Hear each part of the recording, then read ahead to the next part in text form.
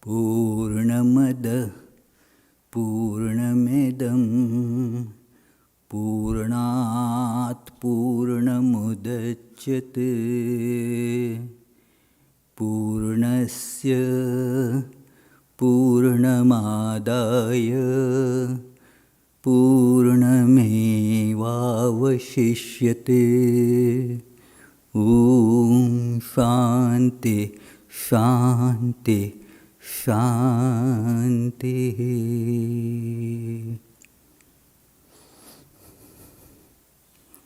Om. That is perfect. This too is perfect. The perfect emerges from the perfect. Taking out the perfect from the perfect, what remains is also perfect. Om, peace, peace, peace.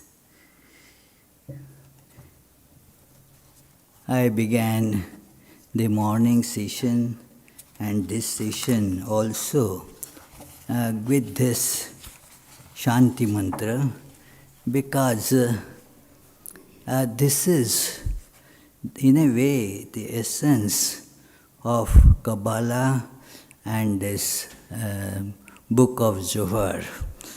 This Zohar means radiance, and this radiance is a perfect radiance. If perfect cannot be acted upon by anything else, then it is not perfect. It is complete, total. And so it only appears as so many different things which, although in appearance are imperfect, actually they are perfect. In appearance, if you see them as separate from each other and from the source, it is imperfection. But as the emanation of perfection, then that also is perfect. And this emanation, if it goes away because it is changing, what remains is also perfect. Nothing goes, nothing comes, nothing goes. It is in Vedanta terminology, this is what is called appearance through vivarta. And it is something that appears without any change. And there are various ways of creation described in Vedanta, like something is just brought. You don't have, say, sugar at home, then you go to a grocery store and buy sugar. That is one way called, it is apya. Then there is something called utpadya, means you didn't have, but then you grow it. Say some greens you don't have, but then you grow it in your garden, so it is called utpadya, produced. So like that is why the word farm produce, it is produced, utpadya. Then there is something that is called vikarya, modified, changed. Like the example given is like the yogurt is made out of milk. There is some culture put in it that also is from milk, and then you get a yogurt. So it is something that is vikarya. Some mutation is induced into milk, and thus that is created. There is some other thing is like called sanskarya, means just purified, cleaned. So it is like you have the mirror, but the mirror is covered by dust. So it is not mirror in terms of its functionality. You stand in front of it and you see only dust, nothing. But then what it means is not that you have to go and buy another mirror, but just dust it. That is called sanskarya, a cleaning process. But this emanation of this universe from the one reality is none of these.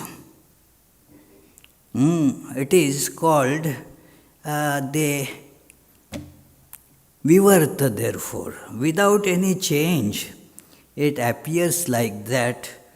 It is like one of our nuns was driving, it is there at Ridley Manor. And it is kind of forest area there, so there are bears there. So she was driving back and then thought that, well, there is a bear there. So, and bears have the right of way, you have to understand that. So she stopped the car, waiting for the bear to move. And while she was waiting, another car came from the other side, and then in that light she saw that it is log of wood, not bear. Now that log of wood, how did it create the bear? It created the bear. The bear was seen. She saw the bear. How was that bear created? Did the log of wood undergo any of those 4 processes that we discussed? Nothing like that. Without any change, that log of wood appeared to be bare. So without any change, this one without second reality, it appears as all this variety was not produced by any action. Without any change, it appears like this. And so, that is what is described by Zohar as the Ein Sof. It is a nothing. From that nothingness, you have everything. Nothingness is the womb of everything. And because when it is nothing, you have tremendous scope of imagination, isn't it? You can imagine whatever you want. It is so. That is how the creation therefore comes through the separations in our mind. It becomes so many. It is through the mind it gets projected like this. So, when we do not know what is the truth, it appears so many. And this is therefore called in Vedanta Maya. That it is, that is how it gets caused, if you want to use the word cause. That is how it appears. And therefore, as Sri Ramakrishna said, if you if you know Maya, it disappears. It is as long as you don't know, it has the impact on you. You see the whole universe. And when you see the truth, when the ignorance disappears as you see the truth, it is, and then there is, just as there is then no bear. What happened to the bear that was visible? Did it run away? It didn't run away. It is impossible to think, isn't it, that the bear ran away, and not only that, it accomplished the feat of keeping the log of wood there while running away. That's not possible. The bear that never was. But it appeared. At that point, certainly you feel, oh, what if the bear just attacks the car? And yes, when the fellow is going to go? So many thoughts about that bear would start coming up. And it is so, but as you see the log of wood, everything disappears. So that is what this Ein Sof, without any change, it is the emanation. So you have to see that this whole world, this whole universe that we perceive is actually that one reality. That is why this one without second is immanent in everything. It is immanent in every single thing. Whenever we feel love, sometimes fortunately everybody feels love. It is, what is it? It is the feeling of oneness. That is the idea of love. So it is, that is this one without second in everything. There is this idea of unity. United States of America, we like to be one. We say unity is strength. So we like to be united. It is come together. So it is again that Ein Sof, the one without second, being in everything. It is in everything, like that log of wood is in every particle of the bear, isn't it? Whatever was perceived as bear, the log of wood was there in the tail of the bear and in the face of the bear. So it is like that divine, one without second, is present in each and everything that we see as this universe. So this is how the Zohar is presenting this, and therefore the language is kind of, oxymoronic language. It is described one way and again negated. It exists and it doesn't exist. It is, you will see, it is very similar to language in the Upanishads and Bhagavad Gita. There is that, like the Ishavasya Upanishad says, Tadejati Tadnaijati. It vibrates, it doesn't vibrate. It doesn't move, but overtakes all moving objects.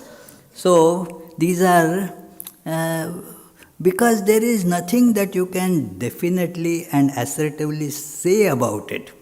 So let me read from here the language, and I am quoting, the language of the Zohar is poetic, overflowing with multiple connotations. The author writes in such a way that you often cannot pin down the meaning of a phrase. In terms of a scientific language, this is certainly a drawback. You have to specify everything correctly. You have to give measurements. It is not scientific to say, that is not too far away. This is not a scientific statement. You have to say exactly how many miles it is, the distance is. Just vaguely saying, not far away, that's not the right way. But here there is no definiteness, and wherever there is an appearance of definiteness, it is immediately refuted. It is not like that. So it says, sometimes an action is stated and immediately denied. For example, in the quote, again it is quote within the quote, it split and did not split its aura. Means this splitting was just an appearance. Without splitting, it appears to be split. It is occasionally we encounter oxymorons. One we have just seen, new ancient words. That is one way of its words being presented. They are ancient words and new words. It is that in Kathopanishad the self is described as Purana. And Shankaracharya in commentary, I don't think Purana means old, and now it is, you can say how old it is. No, Pura api nava iti, that it is old and new together. Simultaneously, it is old as well as new. So these oxymorons is the way by which we try to express in our language what as such is impossible to express in words. So that which cannot be expressed in words, we have to use some such phrases that you tell and that you deny those things. In the beginning, the 9th chapter of Bhagavad Gita, Lord says that, all beings are within me. Matsthani sarvabhutani. And in the next verse, it immediately rejects this idea. Nacha matsthani bhutani. In me there is none of them, It is, what is it? This is how these ideas are presented. This is the limitation of our language. Our language has immense limitation. Our science has immense limitations that come to fore when we have to put in words such very simple truths. It says that this is very simple. It is this truth is very simple, and therefore our complicated language cannot describe it. Our language is a very complex phenomena. So it is therefore the language fails to grasp it because it is simple. Isn't it simple enough? So our language thus cannot describe it. In Upanishads this is told again and again. It is beyond speech and beyond all descriptions. So, this is like that. It says these things. The subject matter of the Zohar is mysterious. It is virtually indescribable. So language can only suggest and hint. Puns, parables, and puzzles abound.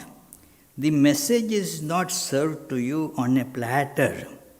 You must engage the text and join the search for meaning. Join the search for meaning is what we call sadhana, the spiritual practice. Then only the meaning becomes clear. Otherwise, it is shrouded in this mystery. Therefore, just academic understanding of these Upanishads or such scriptures takes us nowhere. It is only through the deep spiritual practice we can gradually fathom the meaning of the words. The meaning, as it were, comes in our awareness, not open to description. The description is only, therefore, given to those who are eager to put it into practice. They are hints for practice. It is that it is told that in that there is, there is some place, there is Virginia. Now that finger is not Virginia, you see, but if you travel in that direction, then you may reach Virginia. So it is just hints to proceed in the spiritual practice. That is the searching of the meaning. Then it dawns upon us. Otherwise, therefore, many academics studying such things in universities, and they write big theses that showing it is all contradictory, it is all meaningless. And so no conclusion can be drawn on this because it doesn't fit into their modes of intellectual appreciation. It cannot be, it is not meant for that at all. One has to step beyond intellect to appreciate the meaning of these sentences. That is why it is sadhana. Swami Yatishwaranandji, in his books, the one book that, it is not that book that meditation and spiritual life, but in another similar book, he says that we fail to understand the scriptures not because of lack of intellect, but because of lack of purity. That, when developed, then the meaning becomes clear. So, it is, the Zohar is an adventure, a challenge to the normal workings of consciousness. It dares you to examine your usual ways of making sense, our usual ways of making sense. Through our intellect, connecting things through intellect and so forth. This is something that is beyond intellect. So therefore you have to go deeper. That is the idea that, so your assumptions about tradition, God and self, it is a big challenge. It challenges us to do that. Through the ages, the potency of the Zohar's language has mesmerized even those who could not plumb its secrets.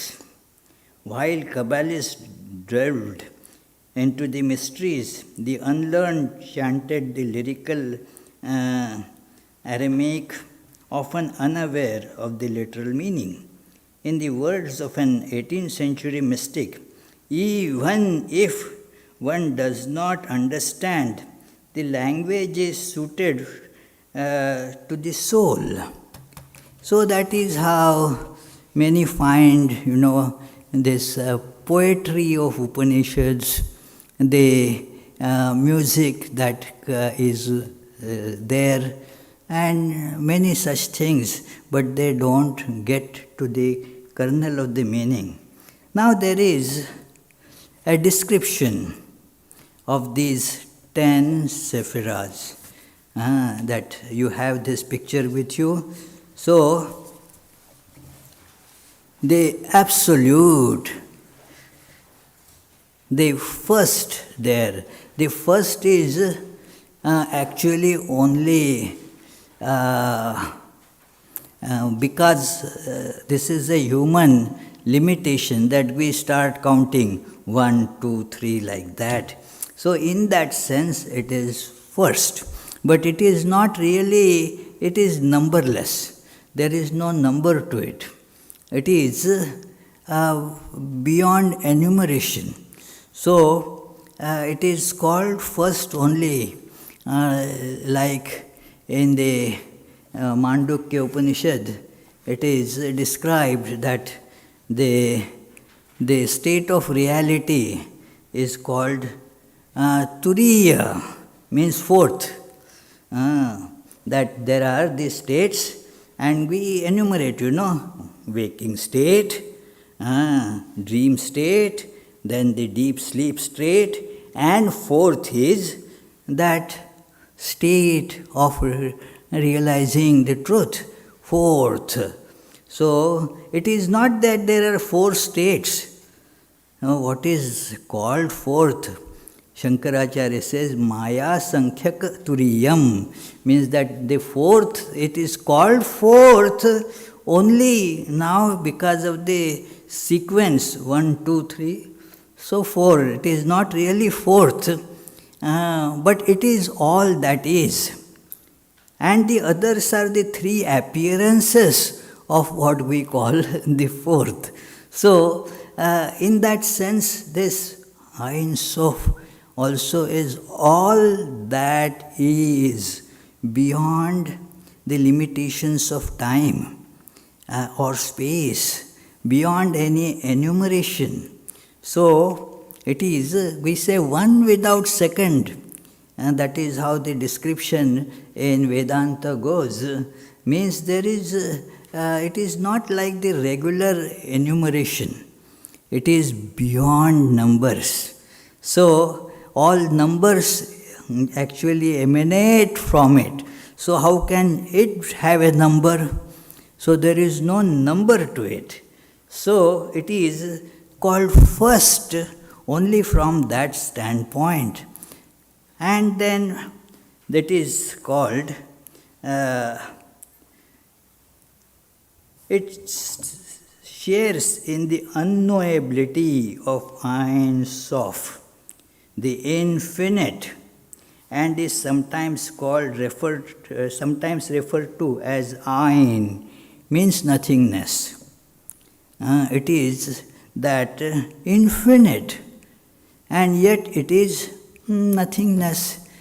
It is nothing, and nothing has no measurement, It is what it is, nothing. As if it is something, the nothing also is referred to as if it is something.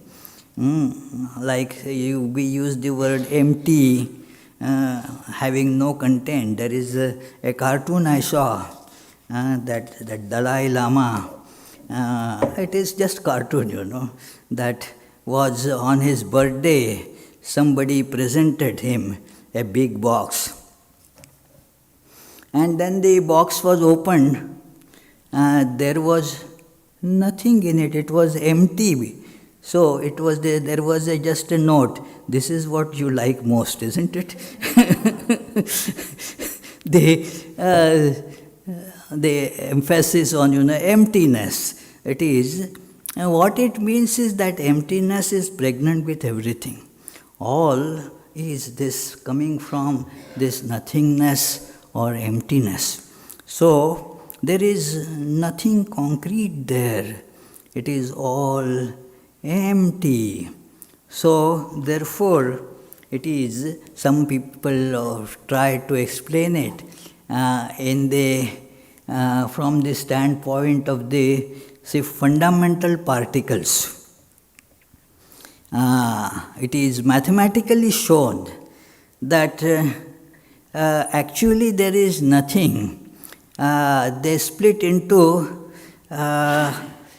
plus and minus, which cancel each other. That positron and an electron, one with positive charge, another with negative charge, and they thus neutralize each other, nothing is left. So all creation is just and nothing. From nothing all this has appeared. Of course, this is just a description in particle physics and all, but don't take it in this context. Just to give you an analogy, I mentioned it. So it is, and therefore they describe also the universe and anti-universe, matter and antimatter, and so forth, you see. So it is and that discussion that Ayin is more existent than all the being in the world. It is more existent than anything. It is non-existent, but non-existent should not mean it doesn't exist. Its non-existence is more existence than anything that we exist. Swami Vivekananda explains it in Jnana Yoga. A similar Vedantic description is there, that in Kenopanishad it is described that this truth is different from the known and superior to unknown. It is vidita datho, avidita dadhi. So it is.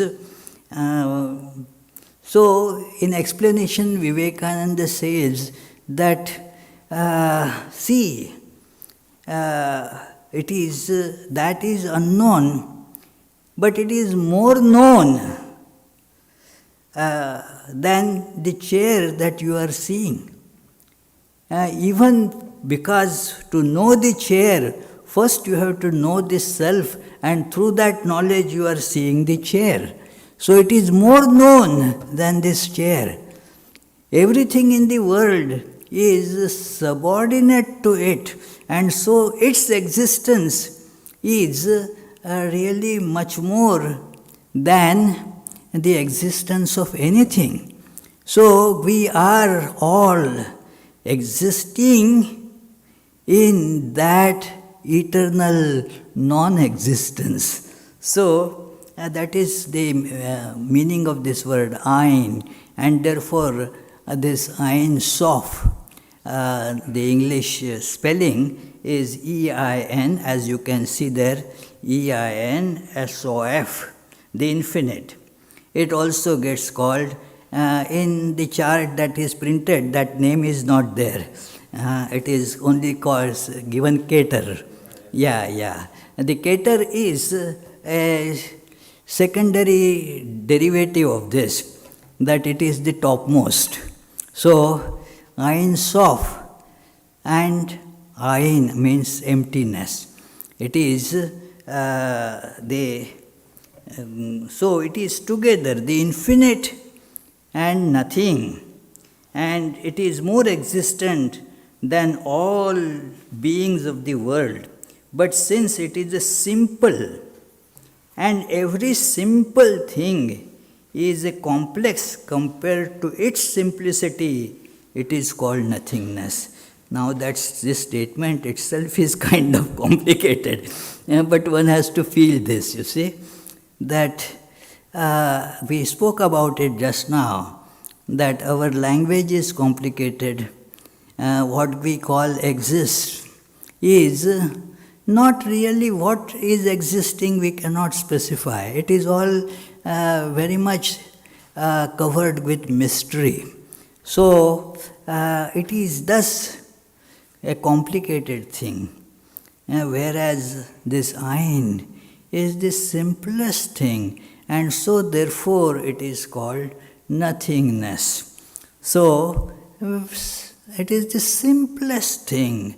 It is this primal state of God is pure, undifferentiated being, neither this nor that. Again, you can remember Nasadiya Sukta. Neither ought nor not. It is that state. Now that state gets emanated into this universe, and this emanation is the process of creation as it were, like the creation of the bear from the log of wood. That is how this creation is this emanation of the world from Ein Sof or Ain. It is in its pristine purity, infinite. There is nothing apart from it. So there is nothing that will act on it. And yet all this comes about without actually coming about. So that is a very mysterious statement. But as we see this truth gradually through sadhana, spiritual practice, we start having some sense of it, that yes, it is not. It is everything and it is nothing. Everything comes out of it. All this, these statements you see in different scriptures, like we see in this book of John in the Bible, New Testament, that it begins with this: in the beginning was the Word was with God, the Word was God. Everything that was made of that. There is nothing that was not made of it. That Word became flesh and so forth, It is, what a great statement. Swami Vivekananda in the Inspired Talks, the book begins with this passage and says that these 5 sentences in the book of John contains that immense philosophy. So this is again very similar, that this Ain, although nothing, emanates as this universe without any change. It is now also, it is that. You can remember this Upanishadic statement in the Aitareya Upanishad. I am telling you because while I was reading these things, in the long back when I first read, those statements started making presence in my memory, my awareness, that in the Aitareya Upanishad you read that the Atman alone, Atma eva eka idam agre asit, that the Atman alone was there in the beginning. And then asit is a past tense in Sanskrit. So therefore, as if it was earlier one, and has it become now many? This objection may come that because of the use of past tense, You may think that Atman was one without second earlier, but now it must have become many. We see so many. So it is commented by Shankaracharya there that now also it is same one without second. The question of past tense is about the knowledge and not knowledge. It is in ignorance it appears many. So therefore in the state of knowledge it was one. And in the state of ignorance, it appears as many. So he gives the example that the same one thing, when you look upon it as waves, is many. When you look upon it as ocean, the same thing is one. So similarly, this reality is, if you look upon it with this I and the world, that kind of awareness, it is many. If not, it is one. There is no contradiction in that. That very one is potent with this possibility of many. It is not one or many, it is one and many. There is no contradiction in that. One has to, we have to remember this. So, it is described here. This first Sephirot is more commonly called Keter, the crown. It is the crown on the head of Adam Quadmon, primordial Adam. Primordial Adam means it is the being, the one that person, as it were, primordial being.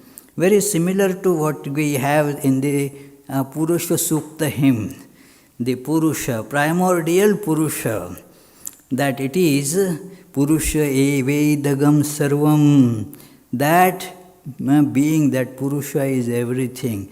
This is the primordial Adam, where there is no split as the male and the female. That is why it is called primordial. So, it is called Keter.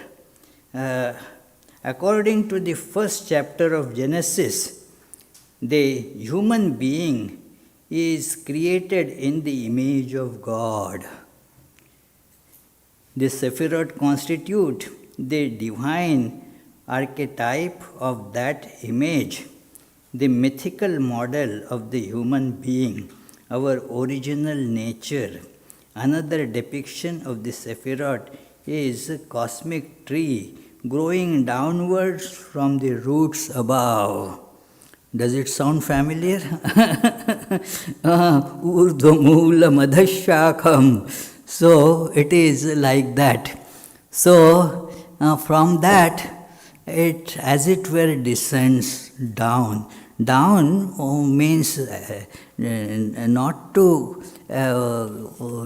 downgrade it, but it is just to show that it is this growing of the ignorance. As the ignorance, so to say, thickens, then you see more and more grosser and grosser manifestations of it. Like Vedanta Sar describes it in the same way, calling it that every further stage of creation, how does it proceed? It says tamapradhanat. When the ignorance or darkness thickens further, then the splitting and grossification comes to the next level, then comes to the next level, and so forth. So, in the knowledge, nothing has happened, no change has happened. Even if you see many, nothing has happened. It is one Swami who was at that time present there when Akhandanandji had visited the center in Nagpur. So he described that Akhandanandji's expressions, that, well, he was looking at the plants and that courtyard, building, people. This is God, this is all God. It is, what is it? Where is the other God? This is all God. That is how his awareness is. It is for a person who has no ignorance, and there is no split in the awareness. It is doesn't change at all. So it is thus it becomes very difficult for us, if we do not do sadhana, to describe these things. Out of the depths of nothingness shines the primordial point of Hokhama or Chokhama. It is again Hebrew, so depends on how you choose to spell that. So it is, sometimes it is used here like in this CH, sometimes it is used like in this book, it is used as Hokhama, HOKH. So both are different ways of spelling, but it is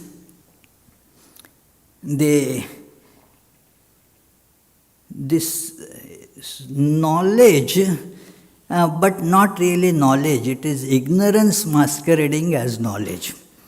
The not knowing, and yet you feel that you know the knowledge, as we were discussing in the morning hours, that it is the knowledge of the non-existent variety.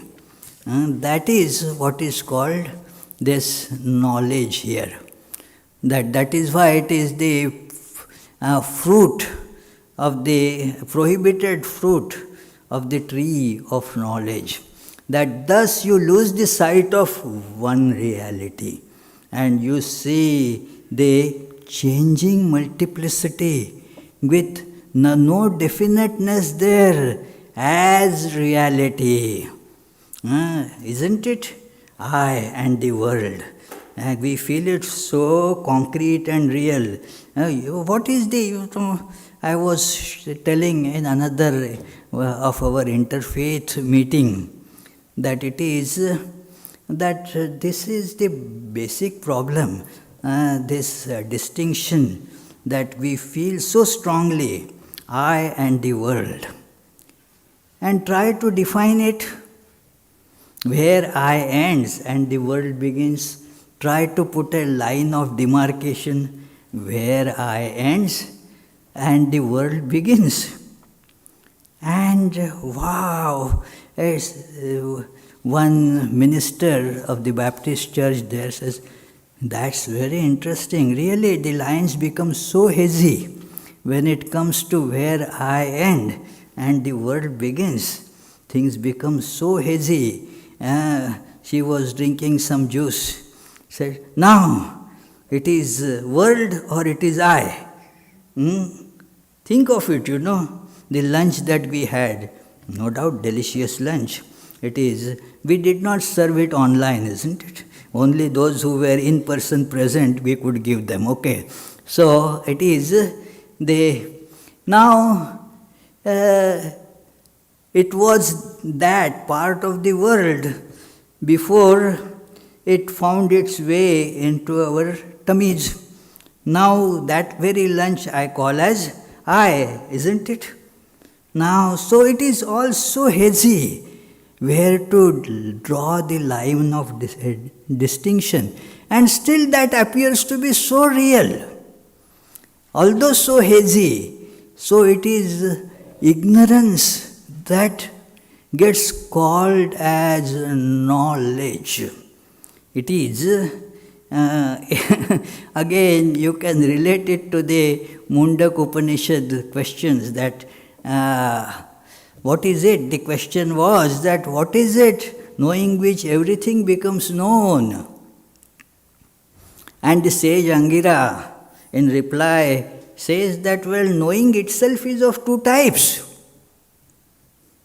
One is called the lower knowledge, apara vidya, lower knowledge. And then what is the lower knowledge? Please give me some, what can be called lower knowledge. And the sage Angira begins, Rig Veda, oh my goodness, the Vedas also, Vedas lower knowledge. If it only means, the knowledge of the words, it is lower knowledge. Vedas, all the auxiliaries, these sciences of grammar and such things, then all other sciences, all are included in the lower knowledge. And why it is called lower knowledge?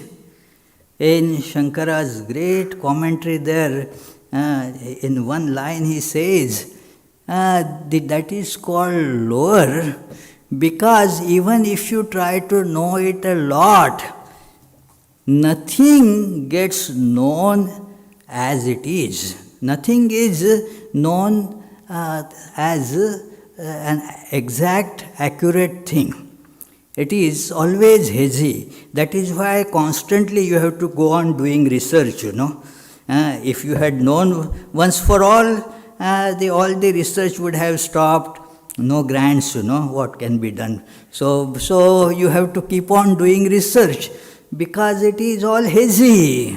Na kinchidapi tatvatah jnatum bhavati, and therefore that is called lower knowledge, apara vidya. Nothing gets completely known. And what is then this higher knowledge? Yaya tadaksharam adhigamyati, by which the supreme truth, that which is immutable, gets realized. That is called the higher knowledge. It is the truth. It is immutable. So, this knowledge of the immutable is to be obtained. This, what is told here, this hokhama, is a separation from that.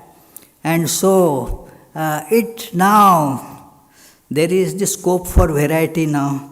The oneness of the self is now not seen. One of our, wonderful Swamis, he is not from our order, but many of our Swamis in the order, they have gone to study some Vedanta with him. This fellow also had gone. So, he used to say that, look, for having creation, you need some space to create, isn't it? Yeah, it is. First you have to make space for creation.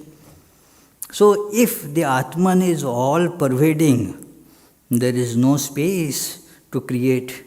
So that Atman gets localized, as it were, pushed into a point somewhere in the body. You feel, I am here somewhere.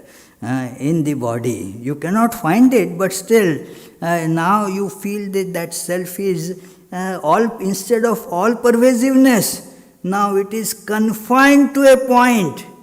And now lot of space becomes available for creation. So that is what is now here in this hokhama. And then the other aspect of it, now the creation starts. The other principle is bina, that now that is the creative power. This is the negative thing, that the knowledge of the self is gone and you feel still, I know. So that gets combined with this Sephirat number 3, bina. This bina is the creative power. So it now starts, as it were, manufacturing, lot of space for it. So, Bina is the womb, the divine mother, receiving the seed, the point of Hokama. She conceives the 7 lower sephirats. So this is how the lower sephirats get formed through this process. These 3, the higher ones, that is called the head. Again, everything is compared to a human being, as it were. So this is, you see in Brihadaranyaka Upanishad, this whole universe is compared to a horse. That Ushava Ashvasya Medhyasya Shiraha, that is how the Brihadaranyaka Upanishad begins. That it is the head of the horse is this dawn, Usha. That dawn is the head of this horse, which is to be sacrificed. This world view is to be sacrificed by the a spiritual aspirant should be ready to give up this kind of mistaken world view. So that is the meaning of sacrificing it. Anyway, so this is this head, and then the lower sephirats emanate from that. It represents the head of the divine body and are considered more hidden than the offspring of Bina. Being in the subtle realm, these 3 are kind of invisible, much less visible. You have to make effort to see that. So, she gives birth first to the Hesed, love, and Guvera, power, also known as judgment. In some versions it is called justice. These 2 come next, from Bina, that it is on the your right side, you see that it is this Hesed, it is kindness, and Guvera, that is number 5. That is, here it is put as severity. Some places it is, as it is translated here, that it is the judgment, justice, or power. So, these are 2 different ways of presenting it. As it has been told earlier, these words of Torah, they can be interpreted in several ways, and not that only one of them is correct, the others are wrong. And they are all various facets in which the word can reveal its meaning. So, it is the power, and then love. So, through these 2 principles are seen in the creation, that there is the love, which is one aspect of it, and then there is the power, by which the combination of these 2 brings more, and that multiplicity grows through the combination of these 2. And this power is also called justice. That is the law of karma. In our terminology, it gets called law of karma. That according to what you do, you get the result. There is an important thing here, that in the first, these 3 sephirats, there is no logic there, no law. How, why, when, these questions are not, cannot be asked there. So, but then you have now the field of this law. How, when, why. And then thus there is the result of the actions also. It is as you do, so you get. Love is all right, but there is the justice that accompanies it, that you have to have done some work, then only the love will function. There is that Dayatmananji's nice joke that it is the man was praying, give me that, let me have this lottery. I badly want money. With your grace, I will win this lottery. And then once God came in his dream and said, oh my child, at least buy the ticket. So, at least, otherwise my grace will not be functional. You have to do something. So it is that is very important, You have to act. According to your action, you will get. As you sow, so you reap. That is the law. So that law is represented by this Sephirah number 4. And then, Sephirah 5. 4 is the love. It is kindness or love. In this, it is translated as kindness. Very good. Also can be translated as love. It is matter of grace. But the grace, is there is also karma, whether that is why this is a constant question that comes to, in such discussions. Whether we realize the truth as a matter of grace or as a matter of our spiritual practice. And the idea is, if it is grace, then why should I do spiritual practice? So many books say that it is just the matter of grace. So I should not be concerned about doing meditations or japam or any other yoga and all. Those are anyway very difficult, So let me wait for the grace of God whenever God decides to shower grace. After all, we cannot compel God, isn't it, to shower the grace? So, what can be done? So, therefore, it is told, no, both together, you see. As Sri Ramakrishna used to say, that the breeze of grace is flowing all the time. But then you have to unfurl your sail to grace to get that breeze of grace. So, that is what we have to do. It is a mysterious combination. Again, the demarcation is very difficult to give.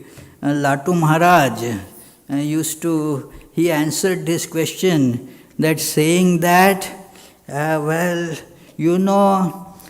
get a job, you have to send application. So, it is that you have to keep on sending applications. So, but your sending application doesn't guarantee the job. It is one of our friends sending dozens of applications every day, some stone will hit the target. So it is, but just because you are sending application, as they say, apply, no reply. So it is, but without applications for the job, you don't get the job. It is not a guarantee that just because you apply, you will get. But there is certainly some possibility that if you apply, you will get. If you don't apply, you will not get. So that is how this situation is. If you do not perform the yoga practices, you will not get it. Okay, will I get if I do the yoga practices? That I cannot tell you. It is all very funny. But that is how the case is. In Kathopanishad, you therefore see these two verses coming one after another, that one says that Yame Vesha Vrinate Tena Labhyaha. This Atman cannot be obtained by a lot of studies and a lot of scriptural understanding or a lot of intellect and so forth. But how you get it? Well, the one God whom God chooses, and so to that the God that reveals himself.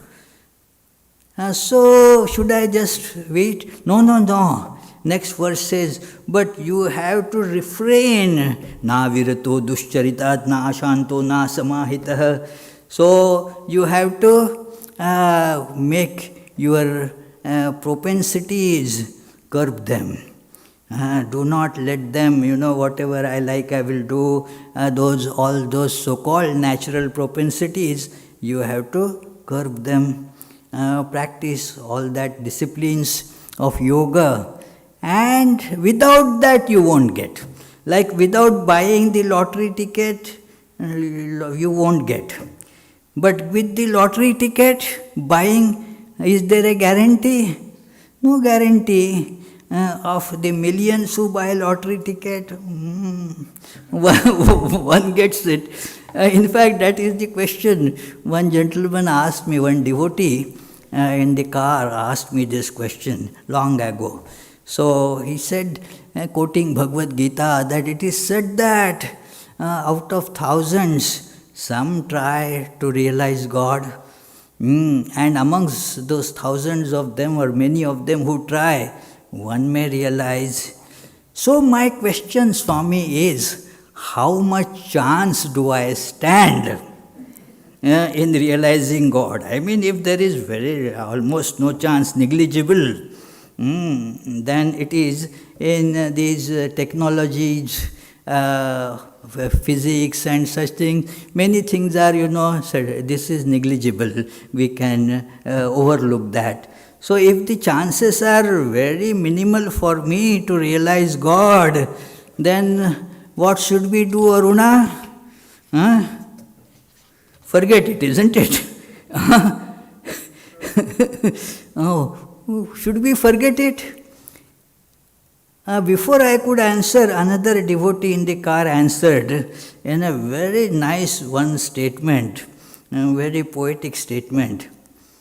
He just said that, yes, they say that even if you just listen to this answer very carefully, very nicely answered question.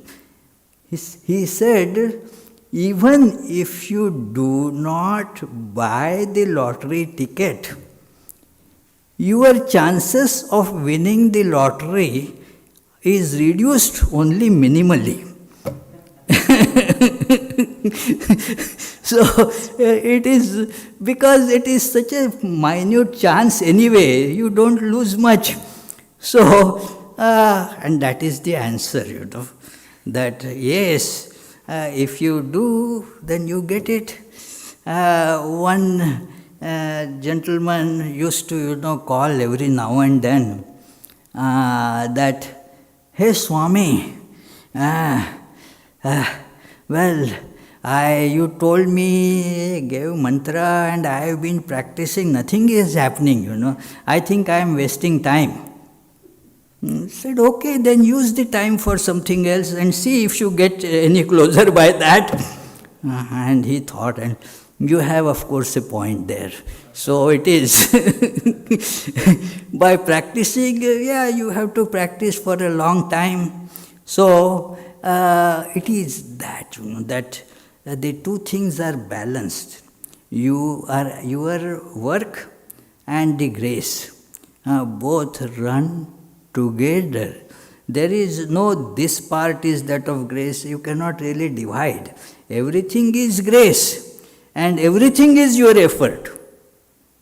From our point of view, what we can control or do is our efforts.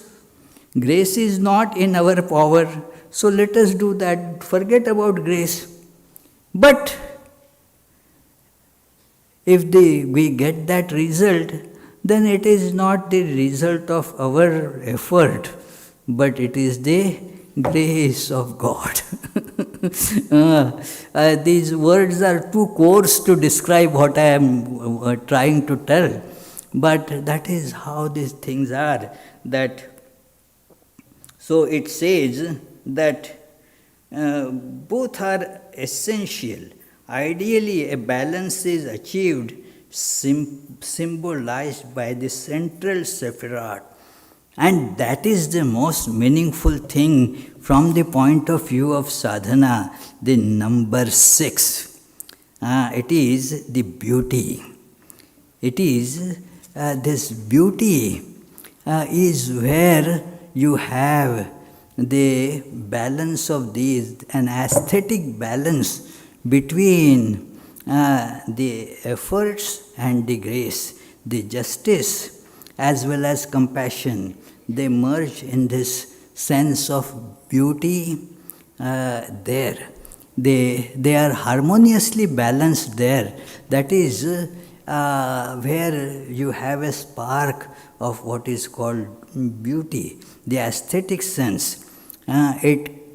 Aesthetic sense, is a many philosophers have thought about that. I like the writing of Plotinus on this point of beauty. His essay on beauty is, well, I should say that essay on beauty is tremendously beautiful.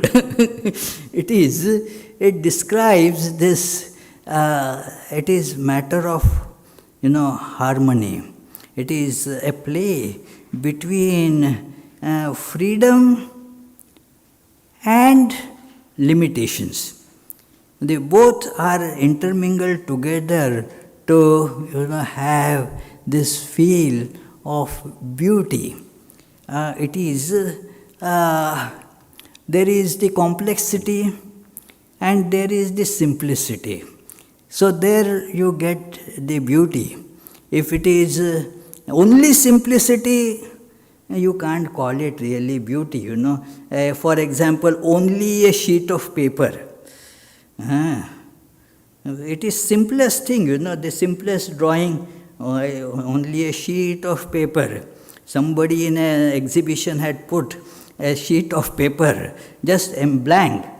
And then somebody asked the artist there, what is this picture about?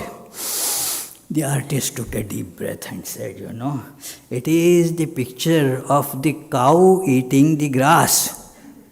Where is the grass? I don't see any grass there. It has been eaten by the cow. And then where is the cow? Is the cow stupid after eating the grass? There is nothing, it went away. So this is the empty, that is not really beauty because there is no complexity.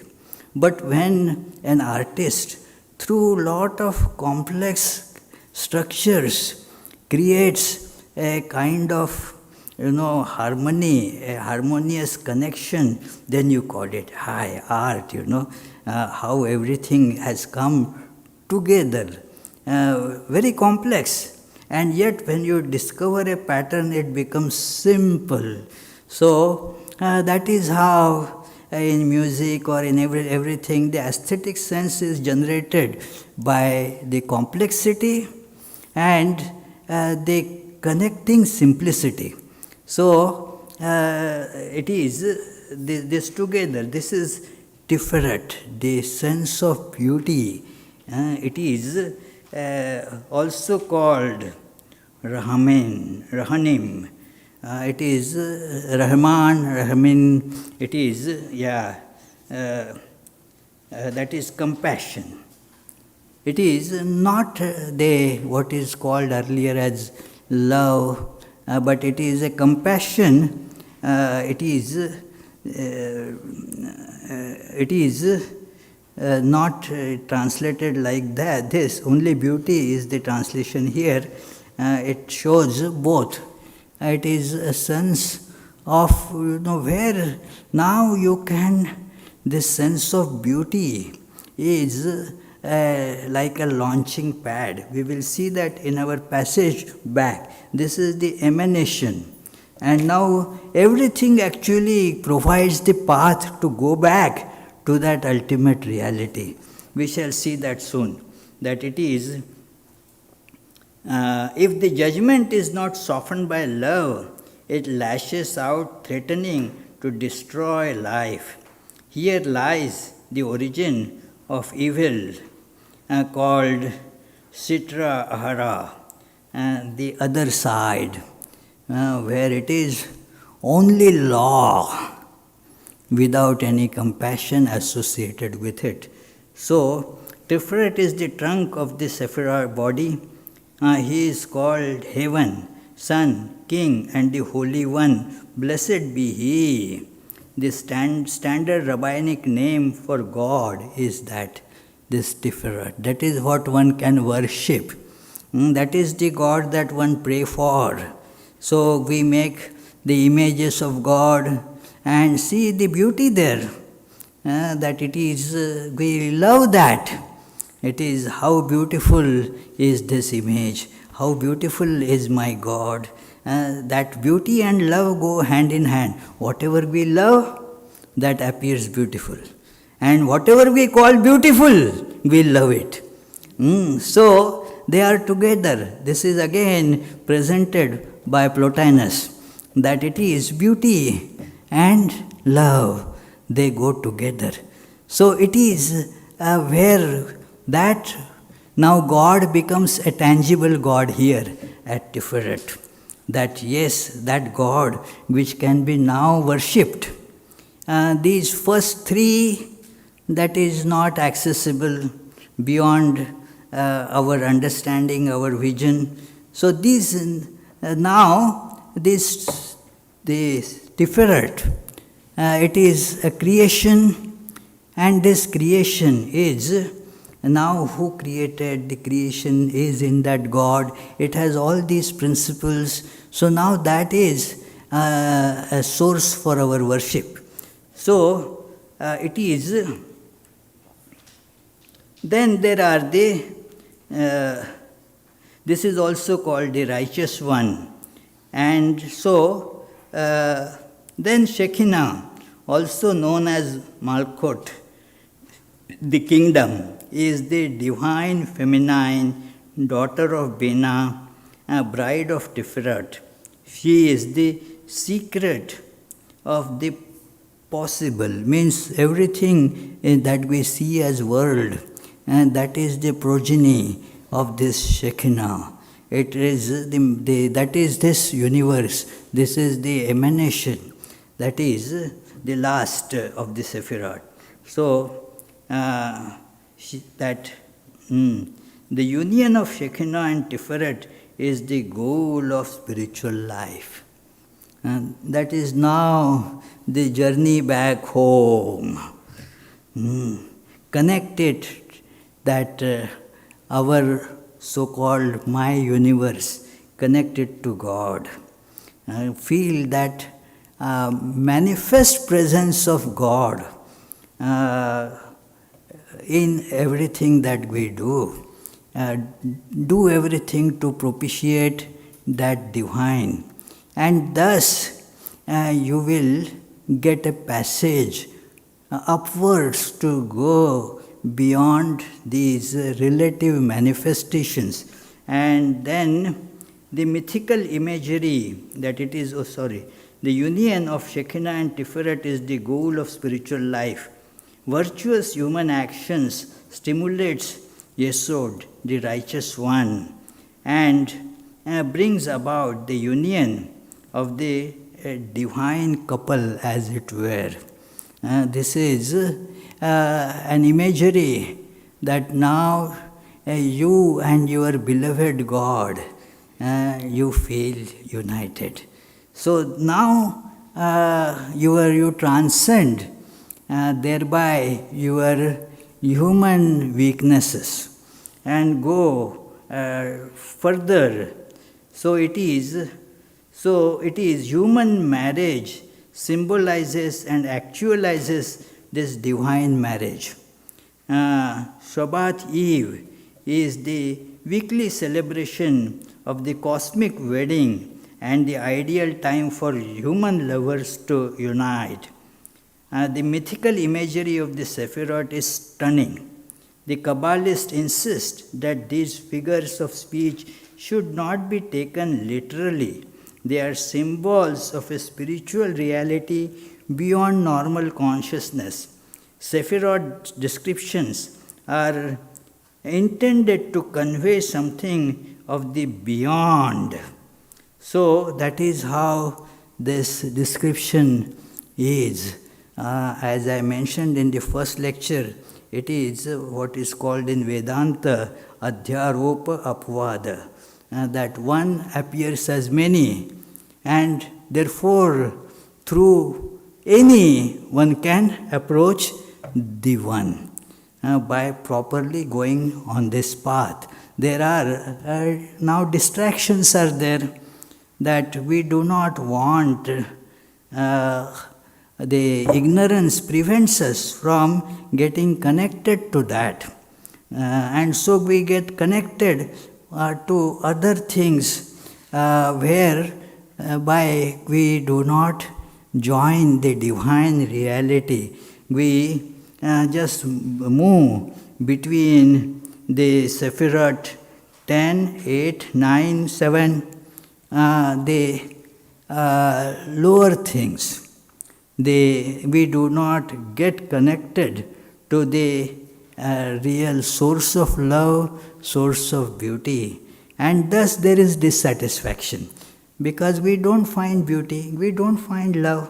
And so we keep on going from one object to the other object without actually finding fulfillment in any of the things. So one has to check those impulses and direct the energies towards getting united with this source of beauty, the source of love, and so forth.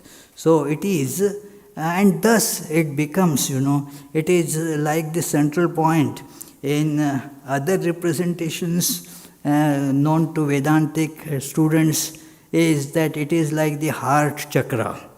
In the heart, you then feel the presence of I. It is here that you see the human potential getting awakened. Before that, the three, before that are just for the animal, and even though human, only for the animal instincts. So that is the lower three chakras. Then when it comes in the heart chakra, then at this point you start questioning, who am I? This question becomes prominent there, and thus that becomes a launching pad for the further growth. So we have discussed many of these points, and the purpose of this is to make us feel the need to feel the one that appears as many without any change. And feeling that we can move towards the goal, that is to realize that one without second reality. If you get some inspiration of further studying this Zohar, then certainly attending this retreat can be considered satisfactory for you. So my thanks to all of you, of course, especially to Swami Atmajnanandaji for inviting me, giving me another opportunity to think of these great thoughts. And so I retire here, and after you get some tea, not only you, I also may try to get, we can assemble here again for some question answers. Atmajnanananji will be there to answer most of your questions. So it is because I am tired, talking for so much time. So it is, he has been just sitting, so it is, so he can answer most of the questions.